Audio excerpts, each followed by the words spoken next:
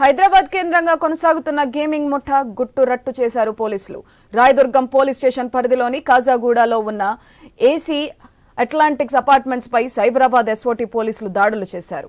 ఓ మహిళ అక్రమంగా పేకాట డెన్ నిర్వహిస్తున్నట్లు సమాచారం అందుకున్న పోలీసులు దాడి చేసి దాదాపు 62,000 రూపాయలు స్వాధీనం చేసుకుని 9 మందిని అదుపులోకి తీసుకున్నారు.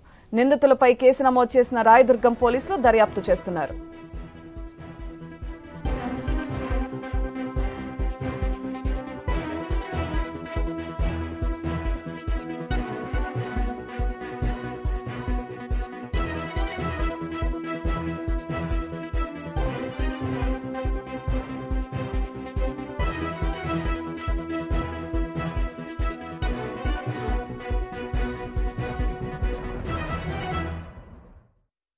గత కొంతకాలంగా ఖమ్మంపాటి మాధవి అనే మహిళ అక్రమంగా గేమింగ్ నిర్వహిస్తుందని పోలీసులు తెలిపారు.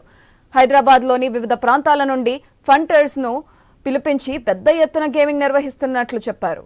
ప్రతి ఆటకు 1,000 రూపాయలు ఆర్గనైజర్లు ఫీ వసూలు చేస్తూ రోజుల్లో సుమారు 100లకు పైగా గేమ్లను నిర్వహిస్తుంది పోలీసులు చెప్పారు.